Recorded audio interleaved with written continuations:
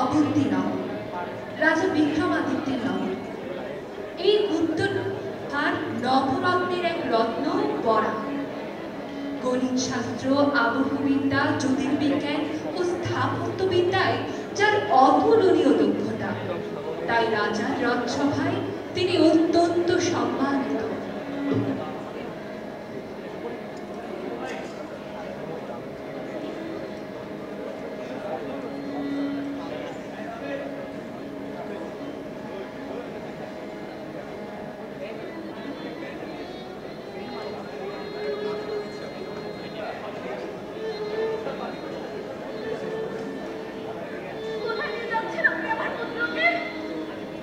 আমি মাত্র গণনা করে দেখলাম আমাদের এই পুত্রকে 1 বছরের বেশি বাঁচানো সম্ভব না।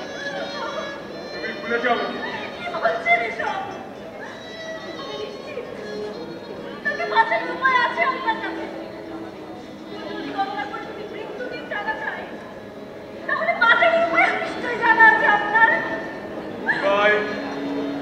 উপায় হয়তো একটা আছে, কিন্তু তুমি কি নিজেকে মানাতে পারবে? এই বাচ্চাকে নদীর জলে ভাসিয়ে দিতে হবে। তুমি মানাতে পারবে না। ভুলে যাও তুমি ওকে। ভুলে যাও।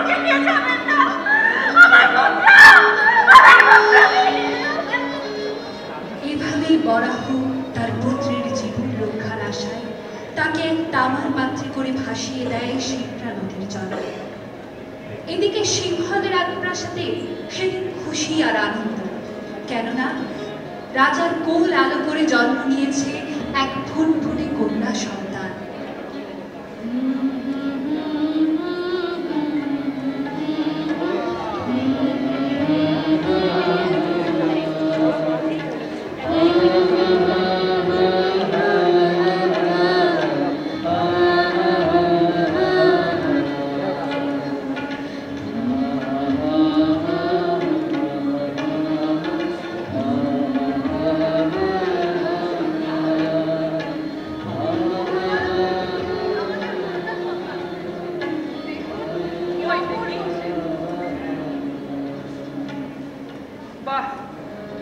কি সুন্দর ফুটফুটে হাসি তার। আমি তার নাম রাখলাম লীলাবতী। গুরুদেব, এই কন্যার ভবিষ্যৎ আপনি বলে দিন।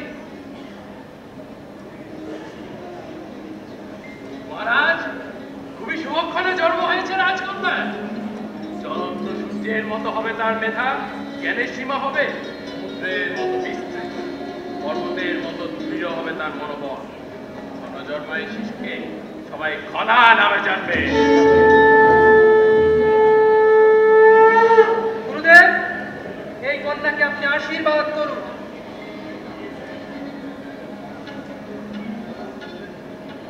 গুরুদেব অটনাচার্যের কথায় সিংহল রাজ তখন প্রফুল্লিত। এই আনন্দ আর উল্লাসের দিনে যেন সেই শিশুপুত্রের আবির্ভাব হয় সেই রাজপ্রাসাদে। হয়তো হয়তো এই ক্ষণে ঠিক হয়ে গিয়েছিল খনা আর তার বিরুদ্ধে। অটনাচার্যের কাছে শিখতে থাকে গণিত শাস্ত্র, মনস্তত্ত্ব, আবহবিদ্যা ও জ্যোতির্বিজ্ঞান। সিংহল দ্বীপের এই ভূমিকন্যা যেন প্রকৃতির কোলে বেড়ে ওঠে। সে যেন সহজেই বুঝতে পারে প্রকৃতি।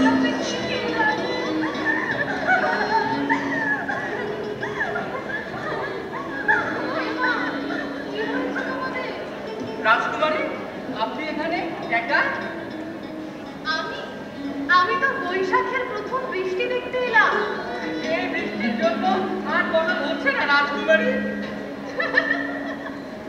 কে বলেছে বৈশাখের প্রথম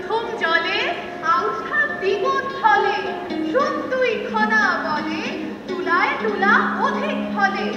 খনা বলে শোনো কৃষকগণ, হাল লয়ে মাঠে যাইবে যখন, সুমঙ্গল দেখে করবে যাত্রা, পথে যেন না হয় কোনো অশুভ বার্তা। মাঠে গিয়ে আগে দিক নিরূপণ, পূর্ব দিক হতে করো হাল চালো, তাহলে তোর সমস্ত আশয় হইবে সফল, নাহি সংশয়। তোমার পিতা কি জানেন যে তুমি আবার প্রাসাদ থেকে একা বেরিয়ে এসেছো? জানলে বলবো আমি আপনার সাথে এসেছি গুরুদেব। আপনি থাকলে পিতা আমাকে কিছুই বলবেন না। আশা না, তবে সাথে ওই বালকটিকে ওর নাম মিহি। তোমার জন্মতিথিতে সেই দ্বীপে ভেসে আসে, তখন থেকেই সে আমার শিষ্য। তবে তুমি একা বেরিও না, এসো মিহি। খনা আর মিহিরের এই প্রথম দেখা। এরপর তারা একসঙ্গে একসাথে শিখতে থাকে অটনাচার্যের কাছে। এভাবে তাদের বন্ধুত্ব হয়, আর সেই বন্ধুত্ব পরিণত হয় প্রণয়ে।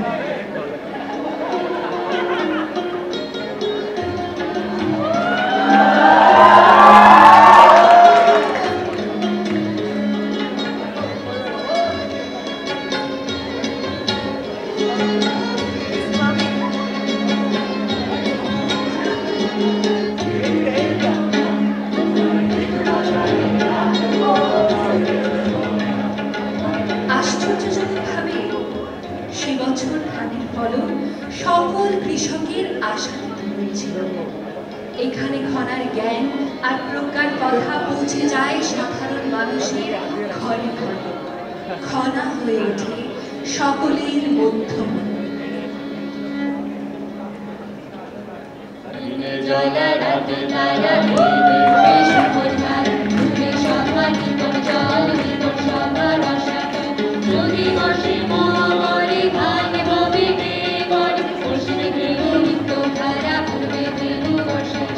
চৈত্র 12 বৈশাখ 13 এই মাঠে যত পারো বৈশাখ বোনা, আষাঢ় রোয়া জায়গা হয় না ধান বোয়া।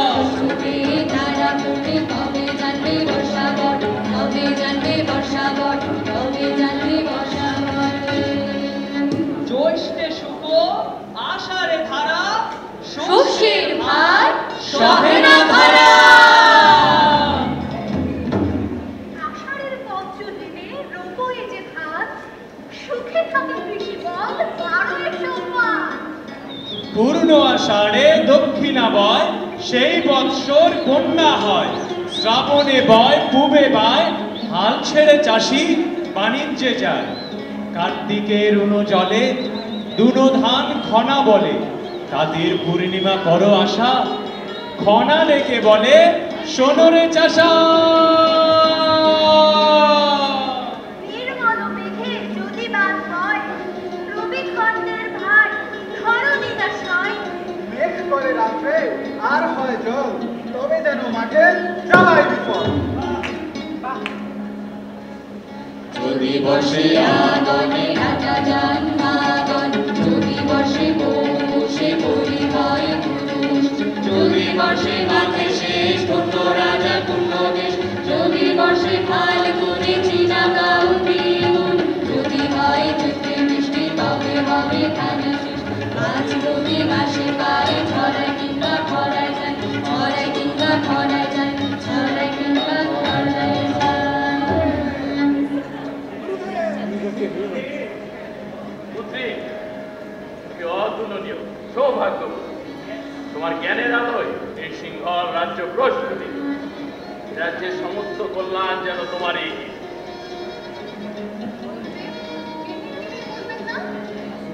ও তোমার মতো প্রকৃতির ভাব এতটা বুঝতে পারে, কিন্তু কালক্রমে সেও জ্ঞানের অতল সমুদ্রে প্রবেশ করবে।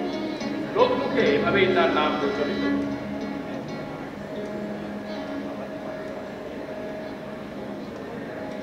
খনা আর মিহিরের প্রথম পরিণতি পেয়েছিল পারিবারিক সম্মতিক্রমে। তবে নিয়তিতে হয়তো ছিল সুখের ছায়া। হঠাৎ সিংহল দেশের রাজনৈতিক অস্থিরতা বেড়ে যায়।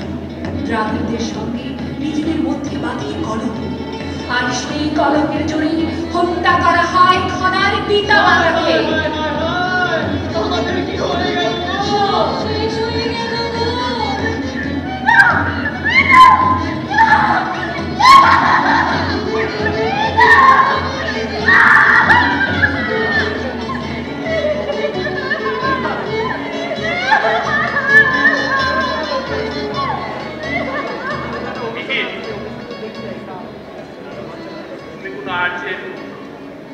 আমার গণনা যদি সত্যি হয় তবে রাজা বিক্রমাদিত্যের অবন্তীনগরে তোমার পরিবারের সন্তান হয়। তুমি সেখানে খনাকে নিয়ে চলে যাও। গুরুদেব, আমি আপনার শিষ্য, এই রাজ্যে আমি আপনার আশ্রয় পেয়ে উঠেছি গুরুদেব। এই দুর্দিনে আপনাকে ছেড়ে যাবো কি করে গুরুদেব? কিন্তু এই রাজ্যে যে খনা প্রাণে বাঁচবে না, তুমি তাকে নিয়ে চলে যাও। এটা আমার অনুরোধ নয়, আমার আদেশ মনে করো। তবে প্রতিজ্ঞা করো তুমি খনাকে আজীবন রক্ষা করবে। তাকে যে আমি জীবনের অধিক ভালোবাসি গুরুদেব, তাকে রক্ষা করার জন্য আমাদের আশীর্বাদ করুন গুরুদেব, আমাদের আশীর্বাদ করুন।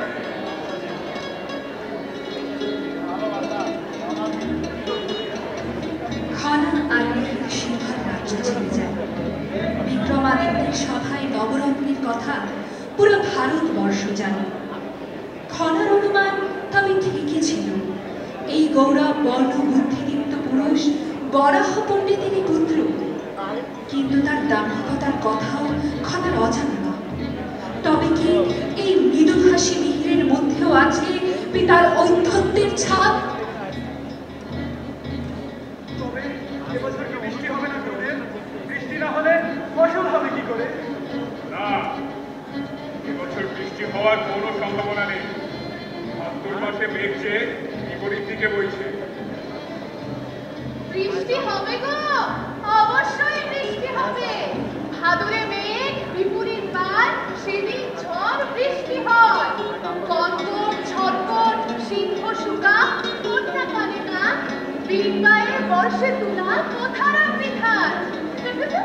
কি করে শ্বশুর লেখা চোখা, মেঘে বুঝবে জলের লেখা। উড়লে উড়লে মেঘের পা, মধ্যে মধ্যে বিচ্ছে খা। বলগে চাষার বাপতে আজ না হয় হবে কাল। তোমার এত বড় অপরাধ! কে তুমি? একজন অনার্য হয়ে এই বড় পরিবেশের তর্ক করার সাহস কে দিয়েছে তোমাকে? আমি যে আপনার পুত্র বধূ পিতা। মিথ্যাবাদী! আমি নিঃসন্তান, আমি নিঃসন্তান! না পিতা, আপনি নিঃসন্তান নন, আমি আপনার পুত্র মিহির। পিতা, পিতা।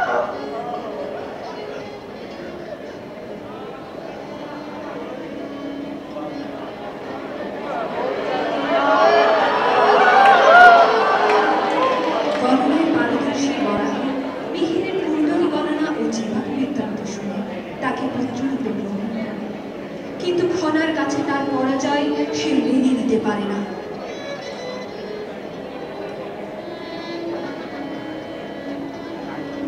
আষাঢ়ে নবমী শুকুল পাখা, কি করে শ্বশুর লেখা চোখা।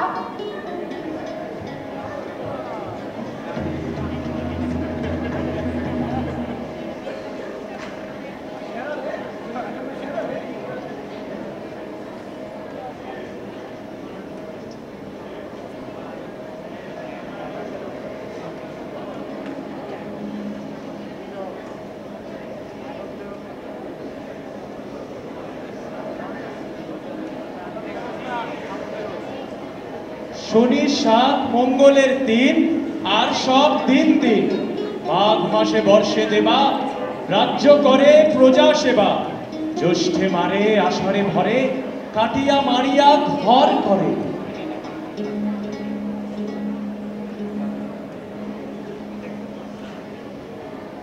বৃষ্টি সেদিন হয়েছিল ঠিকই, আর তার সাথে লোক মুখে ছড়িয়ে গিয়েছিল খনার বচন।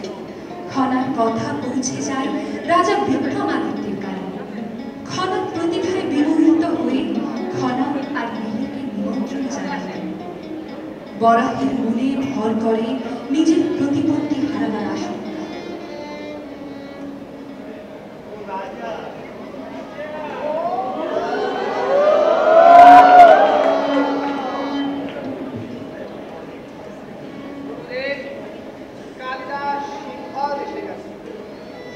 রাজকুমার দাসের সাথে দেখা করব। সিংহল রাজ আমাকেও নিমন্ত্রণ করেছেন মৃগয়ার জন্য। সেই পত্র মিহিরের জন্য। আমি চাই মিহির আমার ভ্রমণ সঙ্গী। আজই আমরা প্রস্থান করব। কি মিহির, যাবে তো মহারাজ? না মহারাজ, আজকের দিনটি যাত্রার জন্য অশুভ। তিথি বার নক্ষত্র মাসের যতদিন একত্র করিয়া তারে সাথে করহীন। শনি উষা মঙ্গলের শেষ, তাতে তাই দুঃখ ক্লেশ। সোম শুক্র বুধবার 3 দিন মারবার। মঙ্গলের উষা বুধের পাপ, যথা ইচ্ছা তথা যায়। যদি পাও রাজ্য দেশ, তবু না যাও বিশ্বদেশে। মহারাজ, আপনি সম্মত থাকলে আমি আজই যেতে রাজি।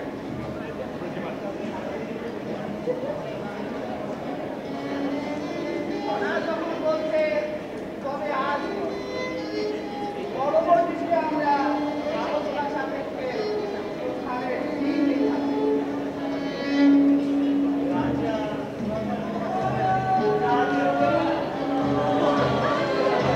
সেই পরিকল্পনা রাজা পরবর্তীতে প্রত্যাহার করে। মিহির প্রধানলে ডুবে যায়। প্রতিক্ষণে তার মনে হতে থাকে খনার জন্যই রাজার স্নেহভাজন হতে পারছে না সে।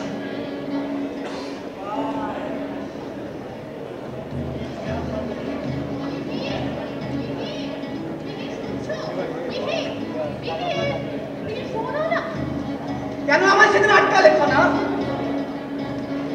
তাহলে আজ আমি রাজার ভ্রমণ সঙ্গী হতাম। ধীরে ধীরে রাজসভায় আমার নিজের একটা অবস্থান হতো।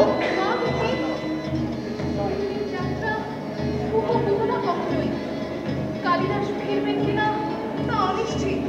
সিংহল রাজ্যের রাজনৈতিক পরিস্থিতি এখন অস্থিতিশীল। রাজা বিক্রমাদিত্যের সেখানে না যাওয়াই মঙ্গল। মঙ্গল? মঙ্গল অমঙ্গলে তুমি কি বোঝো? আমার পুত্রের মঙ্গল তো তুমি কখনোই চাওনি। তুমি আগে থেকে জানতে কালিদাস কখনোই বেঁচে ফিরবেন না। তাকে সেখানে হত্যা করা হয়েছে। এসব কে বলছেন আপনি? তাকে হত্যা করা হয়েছে? আমি ঠিকই বলছি। কিছুক্ষণ আগে খবর এসেছে তুমি সিংহল কন্যা। আগে থেকে তুমি জানতে মহারাজ তোমার ষড়যন্ত্র সম্পর্কে জেনে যাবে, সেজন্য তুমি তাকে সেখানে যেতে দাওনি। সব মিথ্যা। আপনি মিথ্যে বলছেন। আমি এসবের কিছুই জানি না। সেখানে আমার মানবীটাকে হত্যা করা হয়েছে। তাদের সাথে আমার কি সম্পর্ক? কালিদাসের মৃত্যুর সঙ্গে অটনাচার্যের সংযোগ আছে খনা।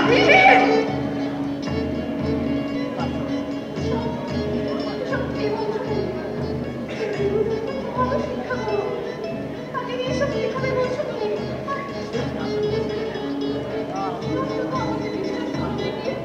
তোমার মঙ্গলের কথা চিন্তা করেই আমি সেখান থেকে নিষেধ করেছি। আবার তুমি মঙ্গলের কথা বলছো?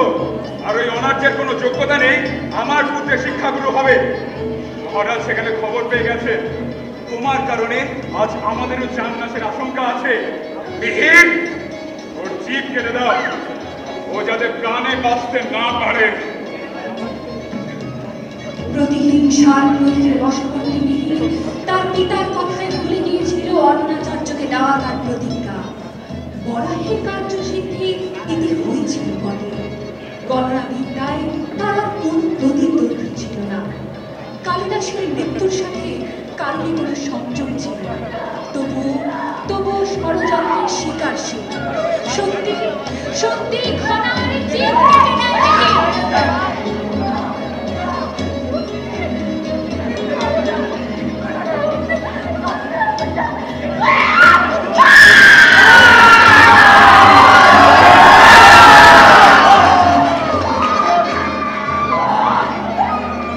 অতিরিক্ত রক্তক্ষরণে সেখানেই মৃত্যুবরণ করে খনা। অথচ অবন্তীনগরবাসী জেনেছিল খনা সিংহল ফিরে গেছে।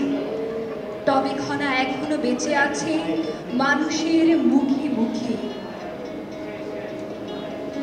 এক ছিল মেয়ে, নাম তার খনা। তার জিভ কেটে নিল 5 জনা। জিভ কেটে নেওয়া খনার বচন সাগরে পাহাড়ে আকাশে ছড়িয়ে পড়ল। খনা নামের সেই মেয়েটি শুধু রক্তক্ষরণে মরল।